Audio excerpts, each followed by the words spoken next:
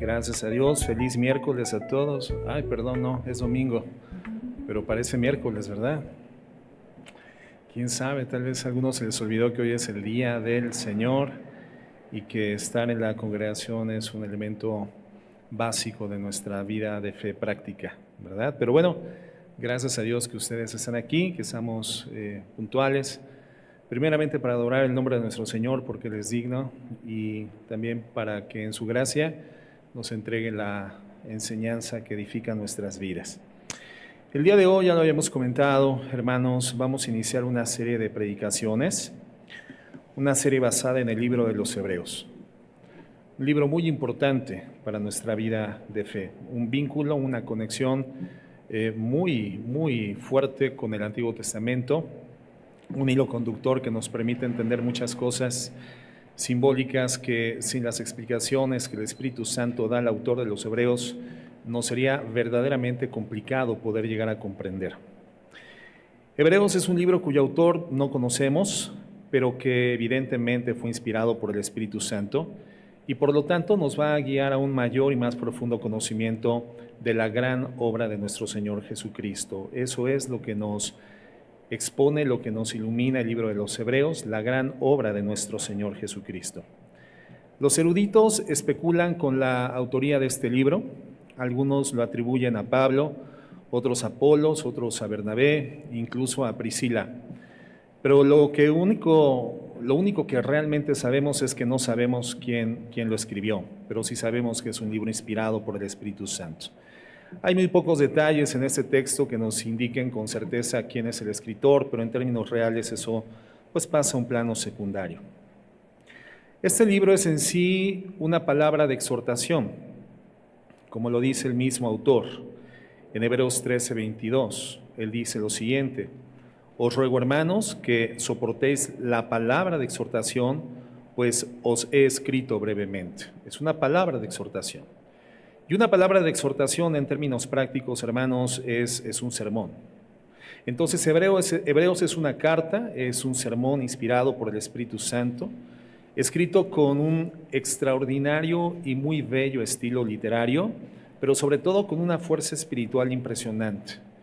Y es mi deseo que Dios nos haga llegar a través de esta palabra predicada, con la ayuda del Espíritu Santo, esa fuerza a nuestra vida interior, esa fuerza a nuestra alma y a nuestro espíritu. ¿Para qué? Para confirmarnos, hermanos, para afirmarnos, para exhortarnos, para alentarnos, para confirmarnos en nuestra fe si es que hoy en día ya estamos en Cristo. Igualmente para exhortarnos si es que estamos a punto de apartarnos de Jesucristo. Pero en definitiva, para alentarnos a seguir a Jesucristo, a quien se muestra en este libro en toda su excelencia y en toda su majestad. Es un libro en el que podremos ver iluminada por el Espíritu Santo la gran obra de Cristo, esa obra que ha hecho por ti, que ha hecho por mí, y es lo que veremos de forma excepcional en esta escritura. Es un libro que tiene una gran cantidad de graves advertencias y aborda las consecuencias de no tener esas advertencias en cuenta. Y aunque esto podría generar temor en algunos cristianos, pues yo les aseguro que viendo Hebreos en todo su contexto, como lo vamos a ver, es finalmente de gran estímulo para la vida de fe. Lo iremos viendo con detalle, pero el gran tema de esta carta es la absoluta suficiencia de la obra salvadora de Jesucristo. El día de hoy veremos el tema de introducción en 4 partes. Primera parte, el protoevangelio y la supremacía de Cristo. El protoevangelio y la supremacía de Cristo. Segunda parte, motivos por los que Hebreos parece difícil. Tercera parte, Hebreos ayer y hoy. Y cuarta parte, el peligro de la apostasía y sus causas. Bien, primera parte, el protoevangelio y la supremacía de Cristo. Hebreos 1 al 4. Habiendo hablado muchas veces y de muchas maneras en otros tiempos a los padres por los profetas, en estos postreros días nos ha hablado por el Hijo, a quien constituyó heredero de todo y por quien asimismo hizo el universo, el cual, siendo el resplandor de su gloria y la imagen misma de su substancia, y quien sustenta todas las cosas con la palabra de su poder, habiendo efectuado la purificación de nuestros pecados por medio de sí mismo, se sentó a la diestra de la majestad en las alturas, hecho tanto más superior a los ángeles, cuando heredó más excelente nombre que ellos. Dios habló muchas veces en el pasado, es lo que comienza diciendo el verso primero de esta carta. Si nosotros vemos cualquier libro del Antiguo Testamento, podemos ver esto precisamente, a los profetas diciendo, el Señor dice así, así dice el Señor. Los profetas, hermanos, nunca decían lo que ellos pensaban sobre Dios, sino lo que habían recibido directamente de Él. Esto es lo que dice el autor a los Hebreos, que Dios ha hablado y que lo ha hecho muchas veces y de muchas maneras a través de todo el Antiguo Testamento, pero hoy lo hace por el Hijo. Así pues, Dios nos habla. Y este Dios que nos habla lo hizo muchas veces desde Adán y Eva.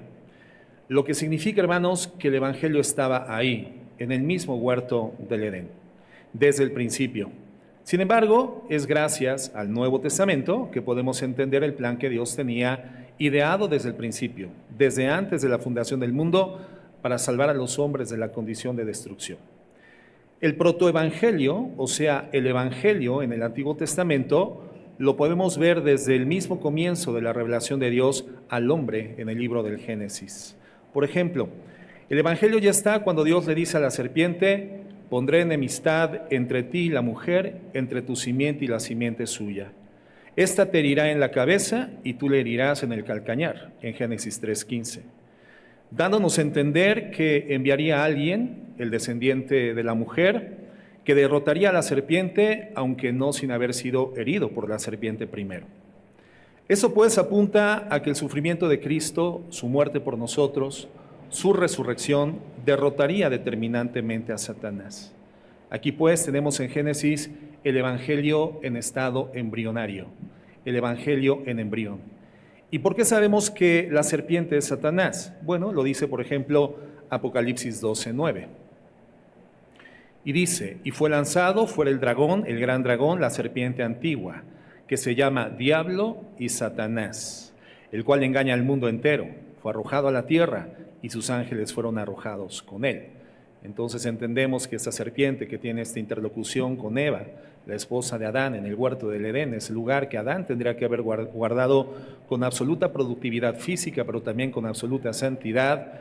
Se descuida de su liderazgo y entonces, bueno, vemos esta interlocución que termina derivando en el engaño de Satanás a la humanidad, hecho literalmente en una condición pecaminosa que trasciende la historia de los seres humanos. Vemos entonces en este estado embrionario el Evangelio desde el mismo Génesis. En Génesis también podemos ver el primer sacrificio de Dios como una sombra que anticipaba el sacrificio perfecto de Jesucristo en la cruz del Calvario.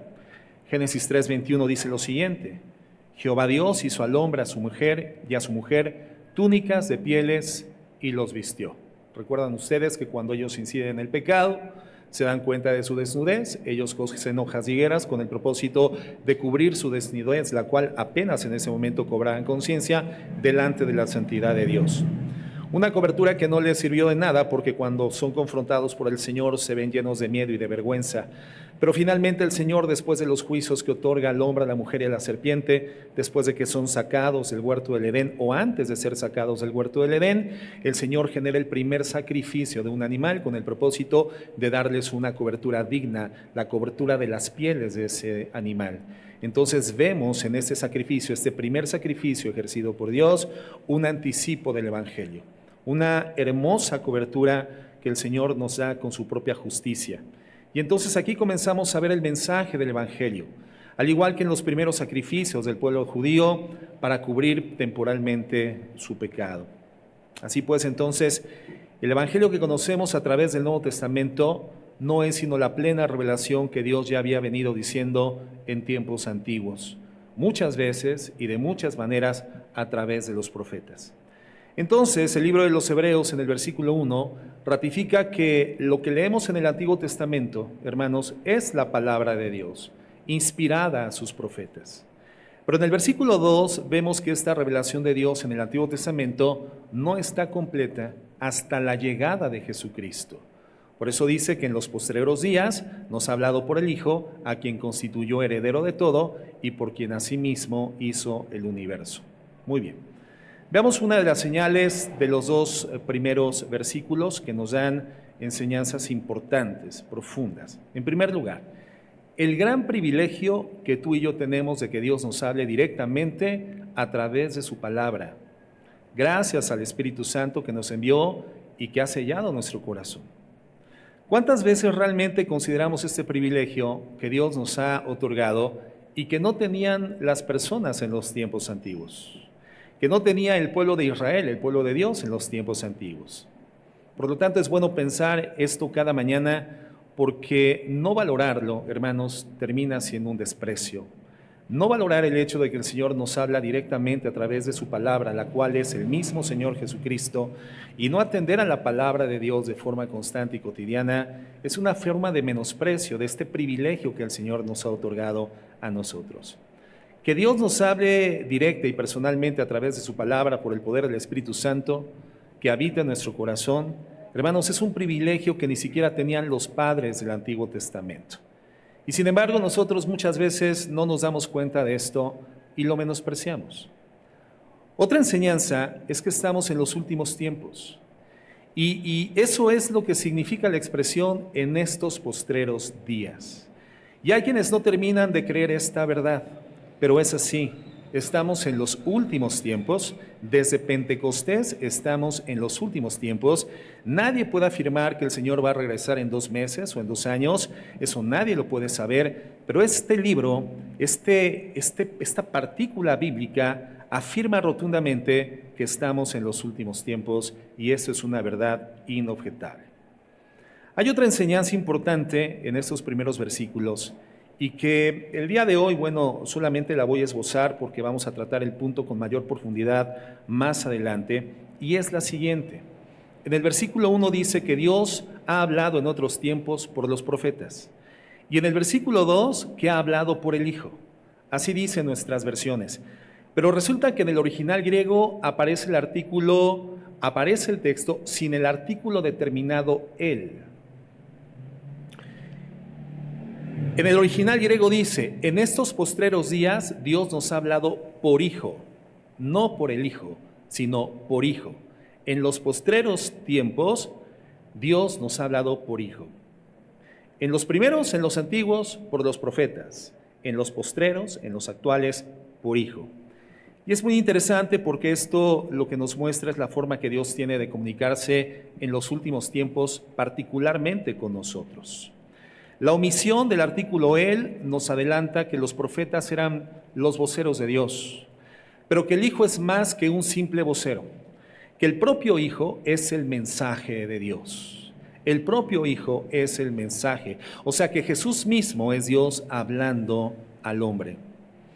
Resumiendo, en estos versículos iniciales, vemos cómo el autor establece el carácter final del Evangelio, afirmando lo que más adelante va a desarrollar a profundidad: la supremacía de Jesucristo. La supremacía de Cristo como la perfecta palabra de Dios al hombre, por una parte, y por la otra, la supremacía de Cristo como el perfecto representante de los hombres ante Dios. Esa es la gran revelación del libro de los Hebreos. El Señor es la representación de Dios hacia la humanidad a través de su palabra. Él es la palabra que Dios asigna, Dios da a los hombres y nos es directamente dada a través de Jesucristo, el Hijo de Dios. Jesucristo es el mensaje, pero por otra parte, Jesucristo es el único representante de los hombres hacia la persona de Dios. ¿Por qué? Porque habiendo efectuada la purificación de nuestros pecados por medio de sí mismo, ahora dice, está sentado a la diestra de la majestad en las alturas. Hebreos 1:3. Entonces, esa posición especial que guarda el Señor Jesucristo al lado de su Padre en el trono celestial es una labor de representación. El Señor nos representa ante Dios y representa a Dios hacia la humanidad a través de la palabra. Abundando en esta supremacía de Cristo, en el último capítulo de este libro, el autor nos dice que Jesucristo es el mismo ayer, hoy y por los siglos. Hebreos 13:8. Esta afirmación dice mucho de nuestro Señor Jesucristo, porque afirma que Jesucristo es Dios. Afirma que Jesucristo es Dios eterno. y que no cambia. Entonces, aunque la revelación que Dios nos ha dado en el Antiguo Testamento evidentemente es pertinente, es necesaria, solamente desde Jesucristo podemos entender el plan de redención que ha otorgado al hombre en toda su profundidad.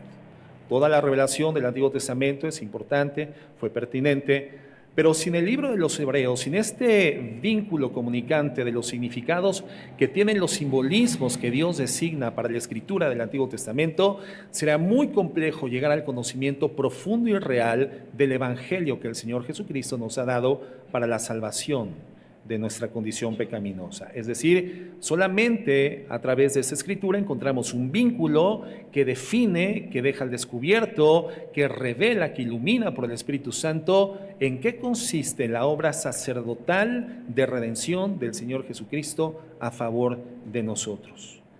En Apocalipsis 14:6 dice lo siguiente: vi volar por en medio del cielo a otro ángel que tenía el Evangelio eterno.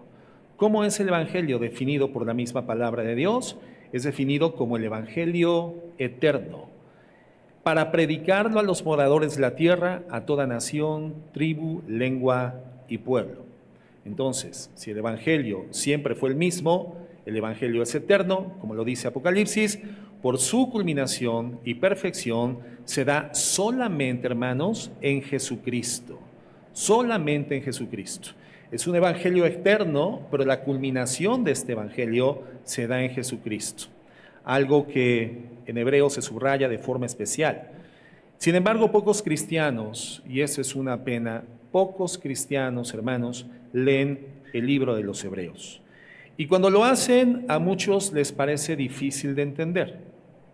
Segunda parte, motivos por los que Hebreos es difícil de entender, o parece ser difícil en su comprensión. Hay tres motivos básicos, hermanos. Primer motivo, por el que el libro de los Hebreos parece ser una escritura difícil de entender. La gente dice, bueno, es que los temas son muy elaborados, y eso entonces me lleva a buscar información diferente u otro tipo de información en otros textos bíblicos. Y sí, efectivamente, Hebreos es un libro con un argumento denso, lo que nos obliga a dedicarle tiempo, sin estar saltando de aquí para allá en la Biblia, como a muchos lamentablemente les gusta hacer.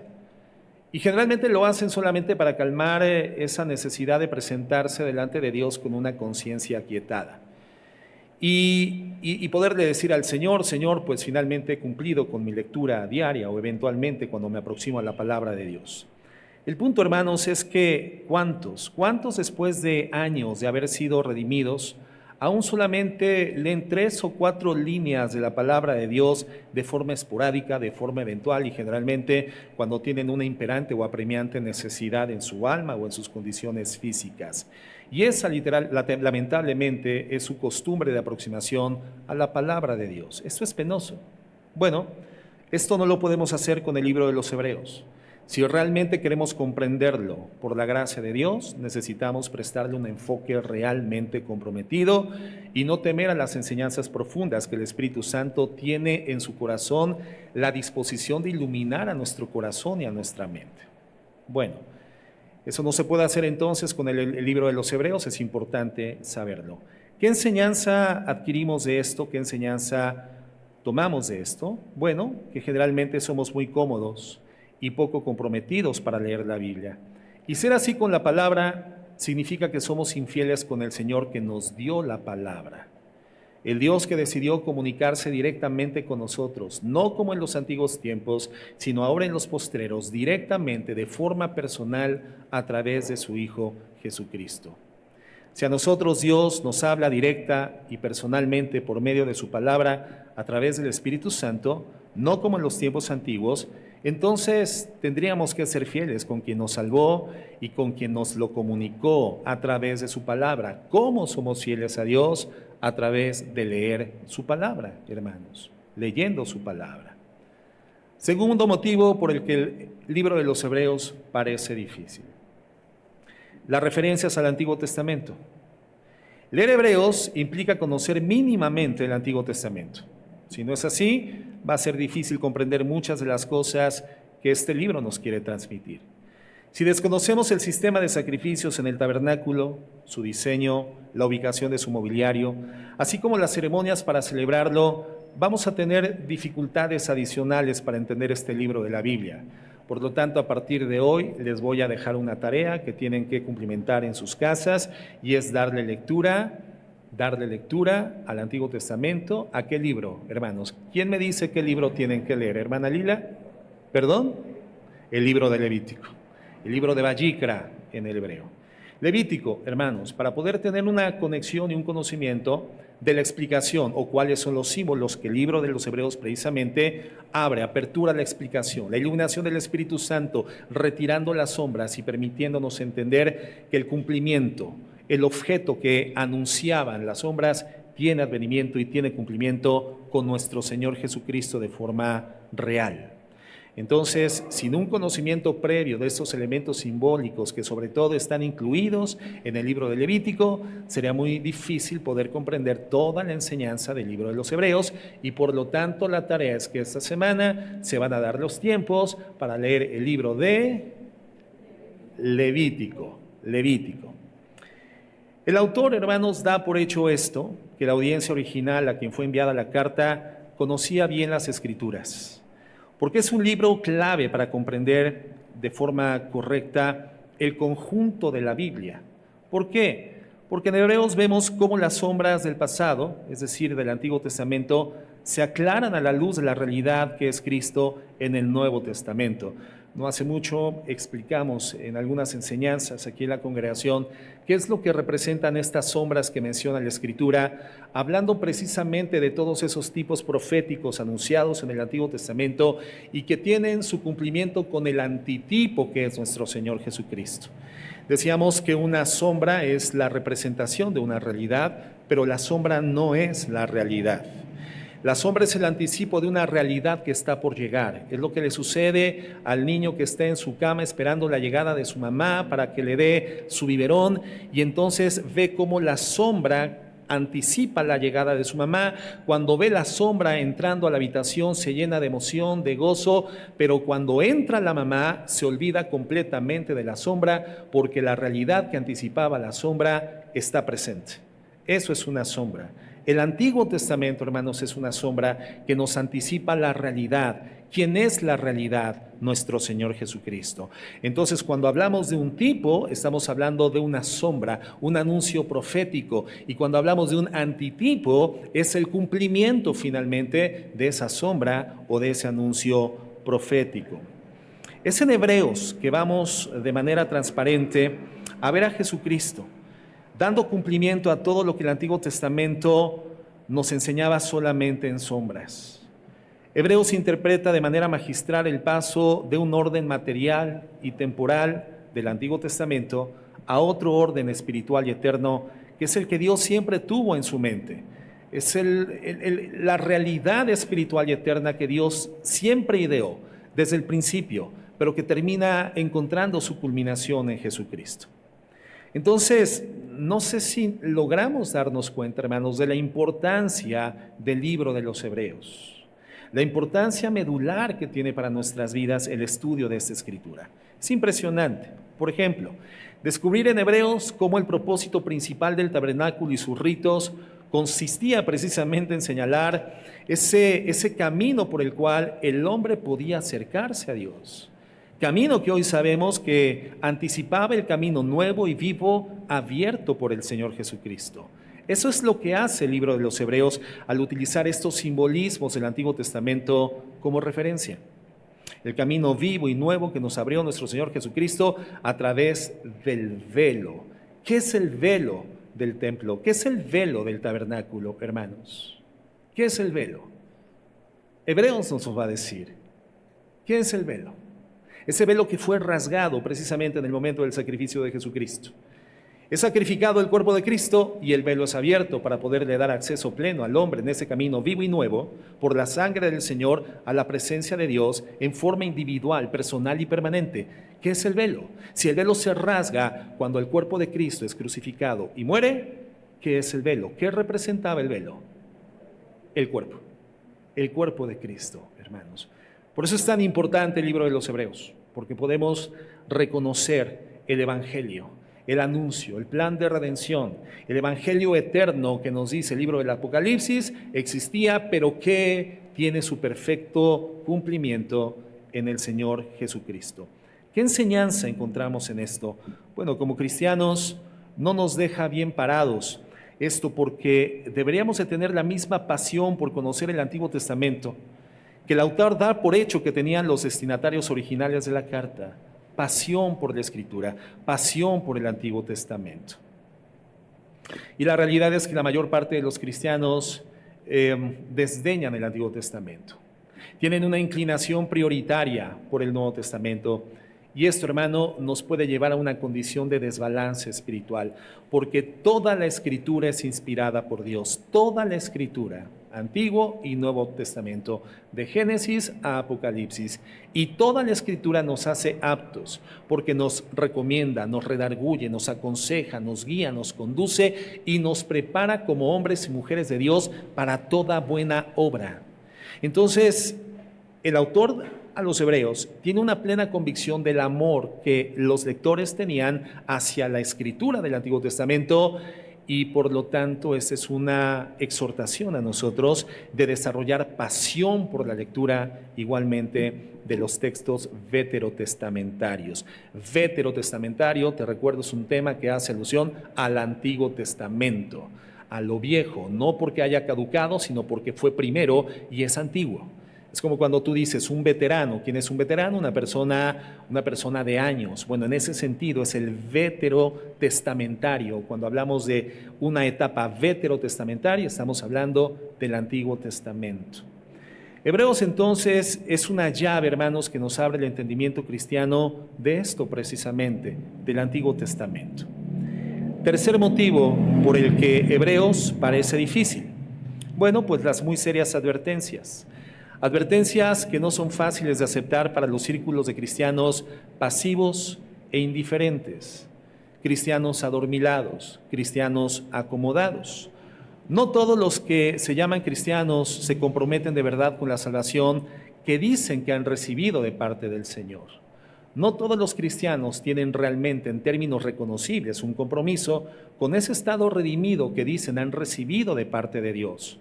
Cuando un cristiano ha sido salvado de verdad, se ocupa en su salvación con temor y con temblor. Ya la tiene, pero se ocupa en ella. Esos cristianos aceptan las exhortaciones y las advertencias con agrado, por muy duras que sean, porque saben que son necesarias para su bien y para su crecimiento espiritual. Es un signo distintivo de la persona realmente redimida por la gracia. Entiende que la disciplina es necesaria, entiende que la exhortación y la reprensión es indispensable, porque van determinando la horma en donde la forma de vida cristiana comienza a constituirse, comienza a consolidarse. Y en la medida en la cual nosotros mismos vamos en conciencia reconociendo esa semejanza cada vez más al Jesucristo que nos ha redimido, nos estimulamos. Es algo así como lo que experimenta el atleta después de sujetar el cuerpo al duro trato de la disciplina, del ejercicio, pero comienza a ver los resultados visibles en su cuerpo. Esto le estimula a continuar adelante. Lo mismo sucede con el cristianismo. De hecho, este ejemplo del atleta es muy por debajo de la realidad espiritual que nosotros vamos dimensionando y cobrando cuando decidimos apegarnos al lineamiento y recibir con agrado las duras exhortaciones, las duras advertencias y en su momento el trato del Señor. Cuando comenzamos a identificar que nuestra vida refleja a nuestro Señor Jesucristo, que somos más aptos, que somos más diestros, que comenzamos a dar respuestas de forma más solvente ante las necesidades espirituales de nuestro entorno, iniciando desde la casa, la esposa, el esposo, los hijos, entonces este crecimiento que nos representa o que nos lleva a representar a Cristo termina estimulándonos. Por eso al verdadero cristiano, las duras advertencias que vamos a encontrar en el libro de los Hebreos no le desanima, hermano, le alienta, le anima a seguir adelante. Ahora bien, hay que decir que si leemos estas advertencias, estas duras advertencias fuera de su contexto y sin entender la realidad espiritual que vivían los cristianos a quienes se les destinó esta carta, bueno, podríamos llegar a hundirnos llegando a la equivocada conclusión de perder toda esperanza de salvación, cuando lo que la carta pretende es justamente lo contrario. Pero deja muy claro que quien se ocupa en su salvación es porque es salvo. El que se ocupa en su salvación es porque es salvo. Pero el que descuidadamente vive en un aparente estado cómodo de salvación, muy probablemente nunca fue salvo. Y vamos a hablar de esto a profundidad en su momento. Pero el autor de Hebreos hace en esta carta lo mismo que tendrían que hacer los pastores detrás de un púlpito, cualquier pastor detrás de un púlpito, advertir a todos de la necesidad de no negar al Señor Jesucristo, de no volverse a los rudimentos, a los hábitos, al consumo de las cosas del mundo, y que quien lo hace, en términos reales, pues está perdido. Esas advertencias, hermanos, ahí están presentes y están ahí para nuestro bien. Si no lo vemos así, pues seremos de esos cristianos superficiales a los que el libro de los Hebreos les resulta desagradable. Creyentes que harían bien en dudar si han recibido la gracia de la salvación en sus vidas. Por esto, vemos en Hebreos un texto que es fundamental para amar a nuestro Señor Jesucristo y para caminar de forma avivada, de forma animada en nuestra vida cotidiana, en nuestro diario vivir. Y no solamente, hermano, no es poco atractivo, es muy atractivo, sino que también Hebreos es un libro que nos abraza cuando tenemos hambre y tenemos sed de justicia. ¿Quién es la justicia? Nuestro Señor Jesucristo. Entonces, enseñanzas sobre las serias advertencias de este libro, el Señor nos dice que no las descuidemos, no descuidemos nuestra salvación en Jesucristo, porque gracias a esa salvación, hoy tenemos, gracias a ese sacrificio, una vinculación con el Dios del universo en estado de reconciliación. Importante entender, gracia que no transforma tu vida es una gracia que no has recibido. Somos entonces, a través del libro de los Hebreos, estimulados a ser un reflejo de esta gracia, a través de la transformación. Y podemos hablar de la gracia, y podemos hacer teología de la gracia, y podemos buscar elementos en nuestro contexto que dejen de manifiesto la gloriosa gracia del Señor. Pero si esa gracia no me ha transformado, entonces yo no he recibido esa gracia. Si esa gracia que tiene un poder de cambio, esa gracia que tiene un poder de transformación, no ha generado cambios sustanciales en mi forma de pensar y en mi forma de vivir, si esa gracia no ha generado una transformación en mi manera de apreciar el pecado y de amar la santidad, entonces esa gracia es real, pero esa gracia a mí no me ha transformado. Gracia que no transforma, gracia que no ha sido recibida. Entonces, que no te quepa la menor duda de que si eres del Señor, pues no le vas a abandonar. Y el Señor no te va a separar de su amor, por lo que cuando sea necesario, te disciplinará. Hebreos 12:5 dice, y habéis ya olvidado la exhortación que como a hijos se os dirige diciendo, hijo mío, no menosprecies la disciplina del Señor, ni desmayes cuando eres reprendido por Él, porque el Señor al que ama, disciplina y azota a todo aquel que recibe por hijo. Por eso la persona que ha sido transformada por esta gracia, la persona que ha sido depositaria de la salvación y comienza a ocuparse en el proceso de vivir conforme a su salvación, ocuparse en su salvación, es una persona que cuando recibe la advertencia, el exhorto y la disciplina del Señor, hermanos, es una persona que no se desalienta, no se desanima y no pretende darle la espalda al Señor. Tampoco pretende escapar de la escena de la disciplina porque sabe de antemano, y lo revela el libro de los Hebreos, que esa disciplina es una evidencia inobjetable de que eres un hijo de Dios, porque el Señor a quien ama, disciplina y azota a todo aquel que recibe por hijo. Tercera parte, Hebreos, ayer y hoy, los destinatarios de la carta. Estos destinatarios habían sido iluminados por el Evangelio de Jesucristo. Por ello el autor les envía esta palabra de exhortación a este grupo de judíos convertidos a Cristo que probablemente se estaban reuniendo en casas, ya no en lugares públicos, sino en lugares secretos. Por la redención del capítulo 1, por la revelación que vemos en el capítulo 1 de los Hebreos, vemos que es muy probable que se trataban de judíos helenistas, es decir, judíos griegos, que se encontraban fuera de Israel, en la diáspora, por la dispersión. Y al igual que el autor, nunca habían visto ni oído en persona a nuestro Señor Jesucristo, pero habían aprendido de Él a través de algunos que sí habían escuchado personalmente a Jesús. No sabemos en qué ciudad vivían, pero evidentemente tenían conocimiento de los ritos sacrificiales de Israel. No tal vez por la lectura del Antiguo Testamento ni por la participación directa en el templo de estos ritos, porque ellos no vivían en Israel, no vivían en Jerusalén, pero sí a través de la anunciación de aquellos que les habían participado estos elementos del Antiguo Testamento. ¿Cuál era la situación de estos judíos? Fíjense lo que dice Hebreos 10:32. La situación de los destinatarios originales de la carta. Hebreos 10:32. Dice no Pablo, el autor a los Hebreos. Pero traer a la memoria los días pasados, en los cuales, después de haber sido iluminados, sostuvisteis gran combate de padecimientos. Hay un llamamiento a traer a la memoria, recuerden, no lo olviden, eso es importante, es un fundamento, es un estímulo para su fe. Pero traed a la memoria los días pasados, es decir, circunstancias que ya no se estaban registrando en el presente, pero sí tenían registro en el pasado de la vida de estos destinatarios.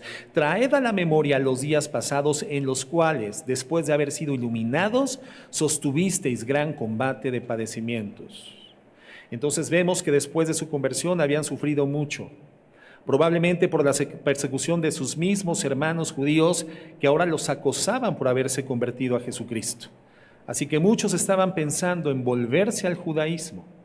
Esa situación llevó al autor a escribir este texto como una palabra de exhortación para, a pesar de sus sufrimientos, animarles a perseverar y no abandonar al Señor.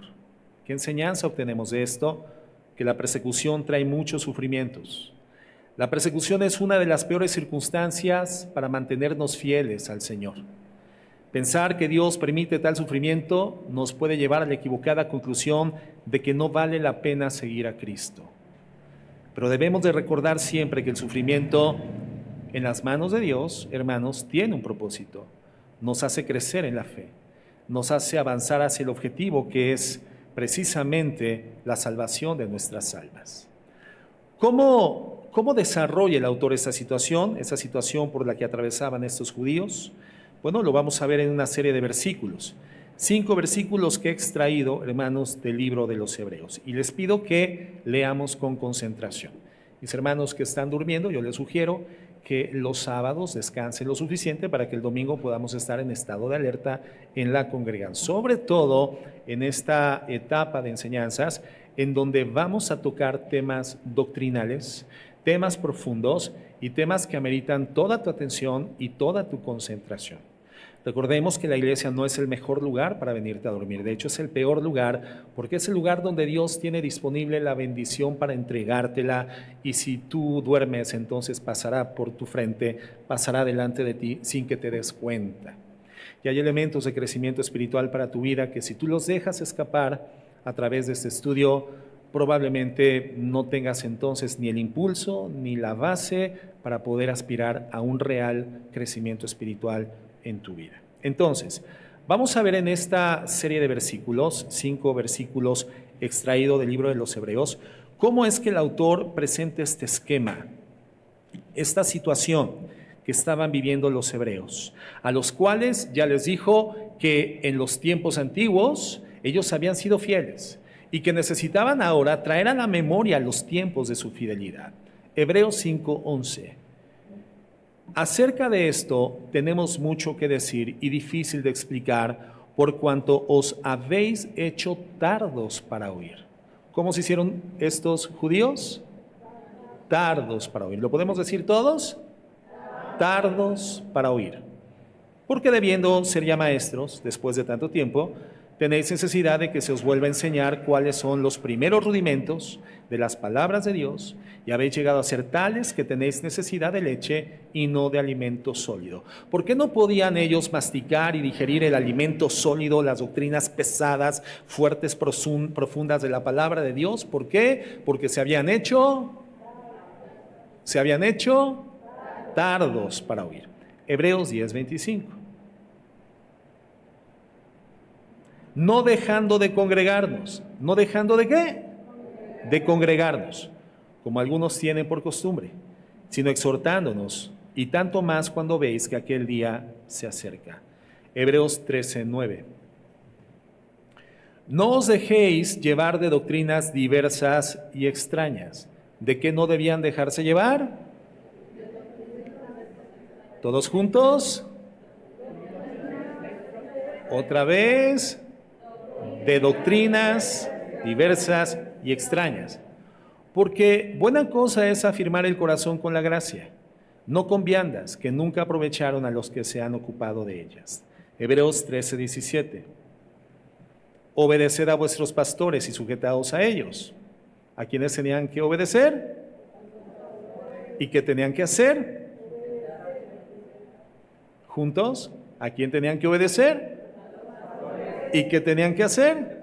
Sujetarse a ellos. Porque ellos velan por vuestras almas, como quienes han de dar cuenta, para que lo hagan con alegría y no quejándose, porque esto no es provechoso. Entonces, su comienzo había sido excelente, es lo que nos dice el autor a la carta. El comienzo había sido excelente, tanto que habían sostenido con gran éxito esos combates en su lucha por seguir a nuestro Señor Jesucristo en la vida de fe. Pero ahora se habían hecho tardos para oír. Antes escuchaban con interés el Evangelio, pero ahora era inútil hablarles, porque ya no escuchaban el mensaje, y si lo escuchaban, lo hacían sin interés.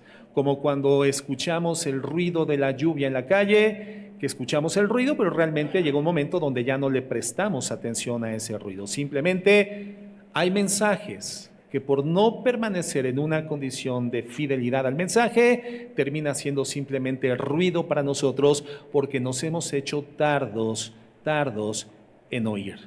Entonces, personas que ni escuchan ni quieren escuchar, personas que ni cambian ni quieren cambiar. El inicio de estos judíos había sido excelente. Algo había sucedido que se hicieron tardos en oír. Pero el autor tiene esperanza y por eso les dice, no sigan el mal ejemplo de algunos que tenían a su lado y que dejaban al Señor. Y de ahí las severas advertencias que vemos en el texto precisamente de los Hebreos. ¿Cuál es la enseñanza para nosotros? Gracias a Dios por este libro que nos muestra tan crudamente, hermanos, esta situación de desinterés y de desánimo y que nos advierte las consecuencias fatales del desánimo llevado a su última expresión, la apostasía. La apostasía.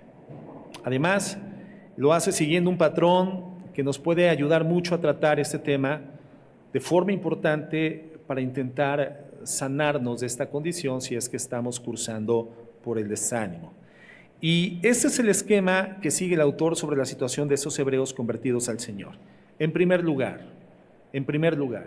la duda les llevó al desinterés por la palabra. La duda les llevó al desinterés por la palabra. Se volvieron tardos para oír. Hebreos 5:11. Y por eso, después de tanto tiempo siguiendo al Señor, necesitaron volver a la leche y dejar el alimento sólido. Hebreos 5:12. Al desinteresarse por la palabra, se alejaron de la iglesia. Al desinteresarse por la palabra, se alejaron de la iglesia. Hebreos 10:25. El desinterés por la palabra y el alejarse de la iglesia les llevó a estar expuestos a todo viento de doctrina, lo que les hizo presa fácil de toda clase de enseñanzas religiosas o de los sistemas de valores de este mundo. Hebreos 13:9. En esa situación, dejaron de confiar en la enseñanza fiel de sus pastores. Les desobedecieron y ya no se sujetaban a ellos. Hebreos 13:17. Y finalmente, todo este patrón desemboca en lo que el autor más teme, la apostasía. Y ese es el motivo por el cual le es inspirada esta carta. Lo que inicia con un desánimo espiritual puede acabar en la condición más fatal para la vida del creyente. Lo que inicia con un desánimo espiritual puede acabar en la condición más fatal en la vida del creyente. Hemos visto, más de lo que hubiéramos deseado, los síntomas de esta enfermedad que desemboca en la muerte de la apostasía. Y siempre se desarrolla como el autor de los Hebreos nos está contando en esta carta, nos está presentando en este esquema. Cuando alguien que antes participaba con fervor en la vida de la iglesia y se va marginando, ausentándose de las reuniones de la congregación, termina siempre así. Y lo que es aún peor, es que esta desidia contagia al resto de los miembros de la iglesia, y es por eso que el escritor de Hebreos le escribe esta carta para cortar esa enfermedad, para cortar esa hemorragia. Bien, hemos visto entonces ese patrón que termina en apostasía, pero ¿cuáles son las causas de la apostasía? Cuarta parte, el peligro de la apostasía y sus causas.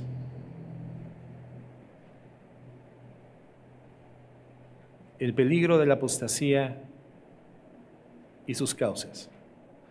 ¿Cómo es posible que unas personas que habían puesto su vida en peligro por seguir al Señor, ahora se quieran apartar? ¿Qué es lo que ha ocurrido en sus vidas?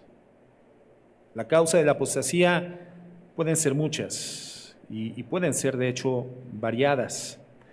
De hecho, una sola de ellas puede ser suficiente para hacernos caer en desánimo, en desinterés, en alejarnos de la iglesia y finalmente abandonar al Señor. Pero la que nos va a mostrar Hebreos, evidentemente, debió haber sido en su momento demoledora para estos judíos cristianos. En primer lugar, primer causa de apostasía, tener la esperanza mal enfocada. Tener la esperanza mal enfocada. Hebreos 3, 10, 37 dice lo siguiente. Hebreos 10, 37. Porque aún un poquito, y el que ha de venir vendrá, y no tardará.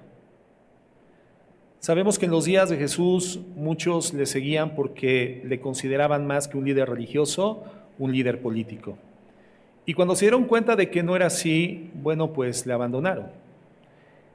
¿Les pasaría algo similar a estos hebreos? ¿Estarían esperando ser libertados del yugo romano y al ver que no ocurría esto, se cansaron de esperar? Hay que recordar que en los inicios de la iglesia cristiana, la mayoría, si no todos, creían que el Señor regresaría muy pronto, que el tiempo del regreso del Señor realmente estaba cercano. Y la mayoría de ellos con la esperanza de ser libertados de la opresión del Imperio Romano. Y eso nos enseña algo que vemos muchas veces, sobre todo en los cristianos de reciente conversión. Y más veces de lo que quisiéramos, lamentablemente, en creyentes que tienen años siguiendo al Señor, que ponen su esperanza en que Jesús les resuelva los problemas de su propio proyecto personal. La esperanza de que Jesús resuelva las complicaciones, los problemas, las vicisitudes de mi proyecto personal de vida. Y esto, siendo un error de cada persona, pero también muchas veces errores de los pastores que animan a la gente a poner su confianza en Jesús para que haga realidad sus sueños. Y claro que cuando eso no funciona, porque el reino de los cielos no está enfocado en ti ni en tus problemas, no está enfocado ni en mí ni en mis problemas, terminan saliendo de la iglesia porque vinieron a Cristo por interés y no por amor al Señor que los salvó. Entonces, la primera causa de apostasía es tener la esperanza mal enfocada. Segunda causa de apostasía, el paso del tiempo sin resultados. El paso del tiempo sin resultados. Esos creyentes se habían convertido en medio de personas que habían visto a Jesucristo y evidentemente les habrían contado los milagros que el Señor hacía, les habían hablado de su resurrección milagrosa y escuchaban a testigos directos de aquella época en circunstancias en las que todo lo que había hecho Jesucristo era impactante. Incluso ellos, el Señor les había cambiado la vida, pero el tiempo pasaba El tiempo pasaba y aquel fervor iba desapareciendo en sus vidas para dar paso al desencanto y a la frustración. Sus hijos y sus nietos ya no tenían el interés que algún día en el pasado tuvieron sus padres. Algo estaba pasando. Pasaban los años y el primer amor había desaparecido y se rendían al desánimo. ¿Suena familiar esto? ¿Suena familiar? Escuchaba a un predicador en la semana que daba testimonio de una investigación que a lo largo de muchos años había realizado el Seminario Teológico de Fuller, uno de los más importantes y el más grande seminario en el mundo teológico que existe. Un estudio que hizo a lo largo de muchos años en donde el propósito era indagar, investigar cuál era el impacto y el alcance de un avivamiento cristiano. Revisando la historia, entonces llegaron a la conclusión de que ningún avivamiento cristiano llegaba a la cuarta generación.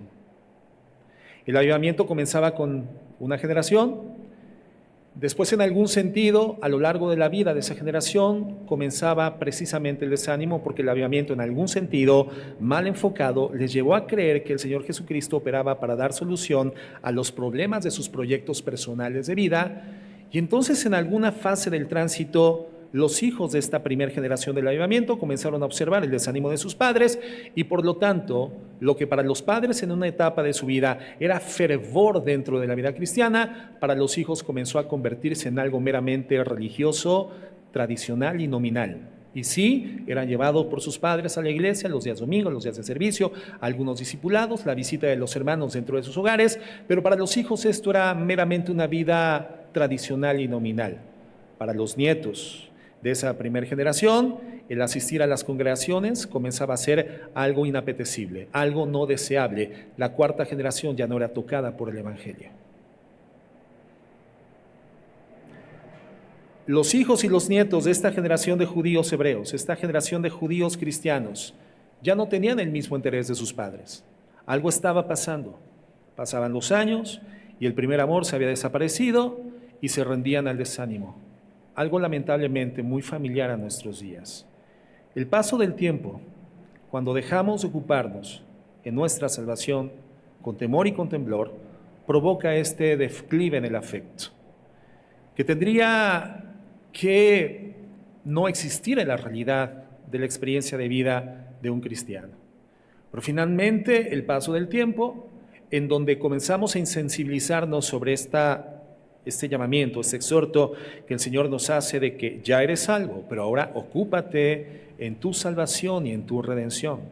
Dejar de ocuparnos de vivir como los salvos y redimidos que somos por la gracia en Jesucristo provoca un declive en el afecto que deriva en apatía, y la apatía, hermanos, es la antesala de la apostasía. Segunda causa de la apostasía, el paso del tiempo sin resultados. Tercera causa, el deseo de ser aceptados por los demás. Al inicio del cristianismo, los creyentes de Jesús usaban el templo en Jerusalén como el lugar de reunión. ¿Recuerdan ustedes? El libro de los Hechos de los Apóstoles nos da testimonio de esta realidad.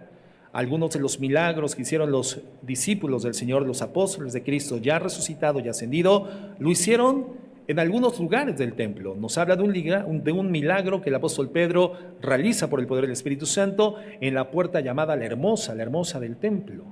Y entonces estos cristianos se congregaban de forma natural en el templo y ellos creían que en algún momento en el futuro sus compatriotas iban a aceptar a Jesucristo de la misma forma que ellos. Esta era su esperanza y finalmente terminarían uniéndose a ellos en la fe.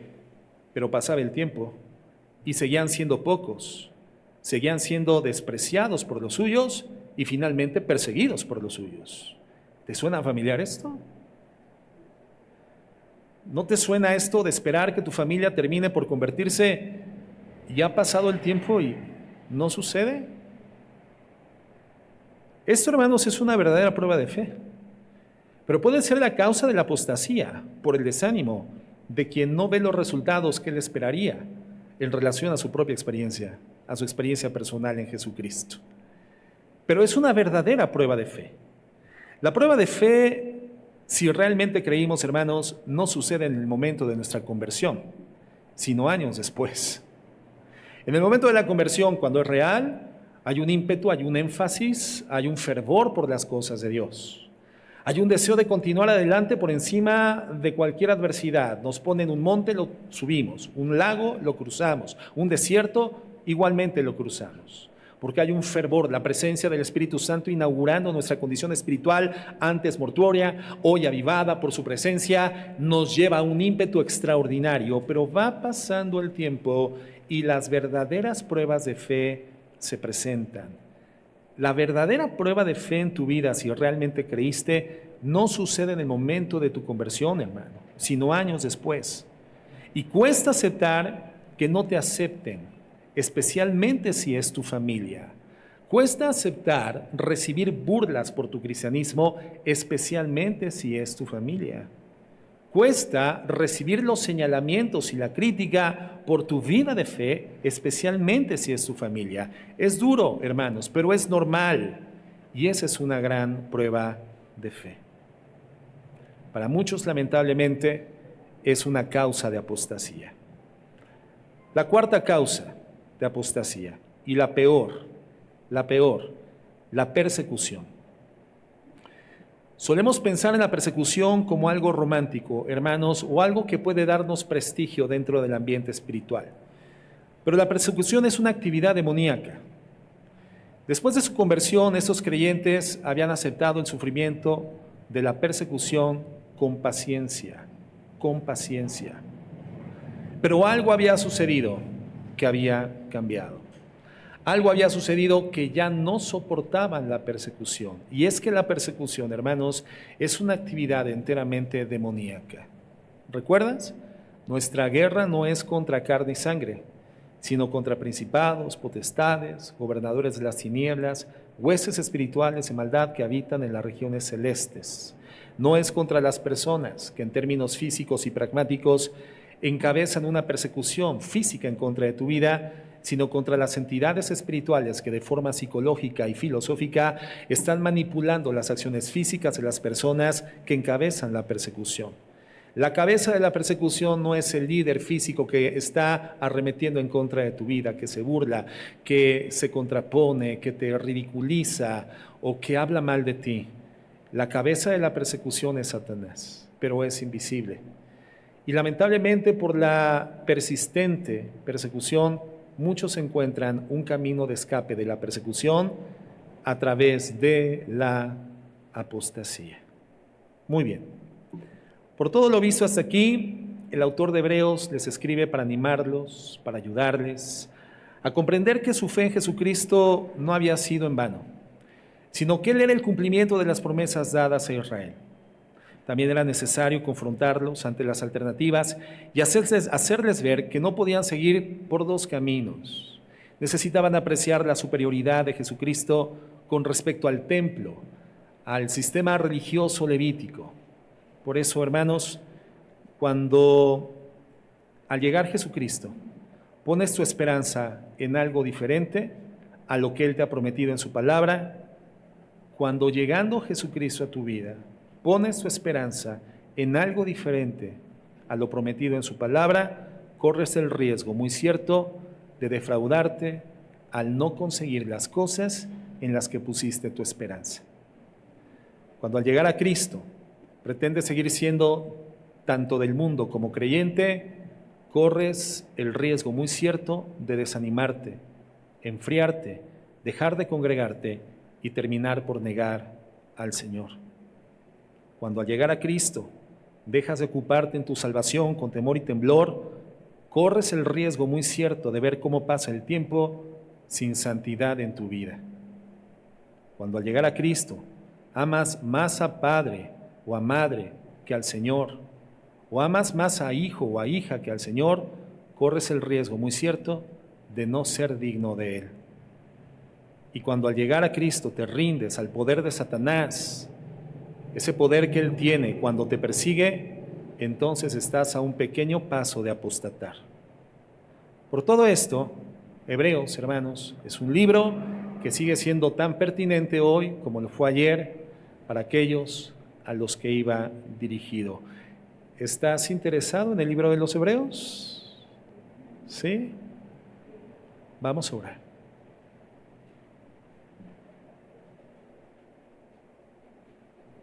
Señor, muchas gracias por la oportunidad que nos entregas como iglesia, como congregación, esta bendita oportunidad de estudiar a profundidad esta carta, la carta de los Hebreos, inspirada por tu Espíritu Santo a un grupo de cristianos que en alguna forma estaban cercanos a las decisiones más fatídicas de su vida: el darle la espalda a la fe, el retirarse de la carrera de la fe, el dejar el puesto de batalla conferido a partir de su salvación, caminar hacia la muerte de la apostasía.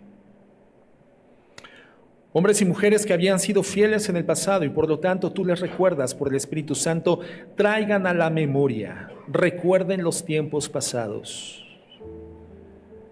Es un llamamiento que tú haces al corazón de cada uno de nosotros. Cuando después de un término de tiempo de caminar hemos comenzado a enfrentar verdaderas pruebas y verdaderas dificultades que son inequívocas en la vida de aquellos que han tomado la decisión de serte fieles. Es necesaria una revelación de la supremacía de nuestro Señor Jesucristo sobre los sistemas religiosos, levíticos, y la supremacía de nuestro Señor Jesucristo en la obra de la cruz, la obra de la redención, una revelación de la supremacía de nuestro Señor Jesucristo, quien representa a Dios y es el mensaje de la palabra de Dios directamente para ser hablada de manera personal a nuestras vidas. Y una revelación de la supremacía de Jesucristo siendo el que nos representa en el trono de la gracia delante de su Padre. Te pido, Señor, que alientes el corazón de mis hermanos y mi propio corazón para caminar en las sendas del libro de los Hebreos y poder obtener, Señor, el jugo, la esencia, la enseñanza para nuestros días, comprendiendo las realidades del pasado. Y poder ver, Señor, entre la audiencia original y nosotros el hilo conductor del Evangelio que nos lleva a entender, que nos lleva a comprender por qué somos de Cristo y solo de Cristo.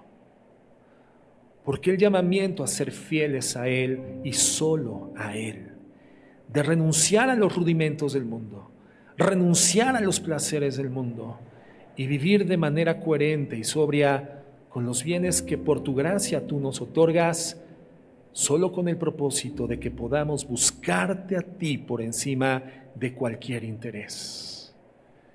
Gracias, Padre, por este precioso texto, este precioso sermón, este precioso libro que nos vincula a las realidades del Antiguo Testamento y nos lleva al conocimiento y comprensión de las grandes verdades de nuestra vida de fe en Jesucristo. Ayúdanos, mi Dios, en Cristo Jesús. Amén y amén.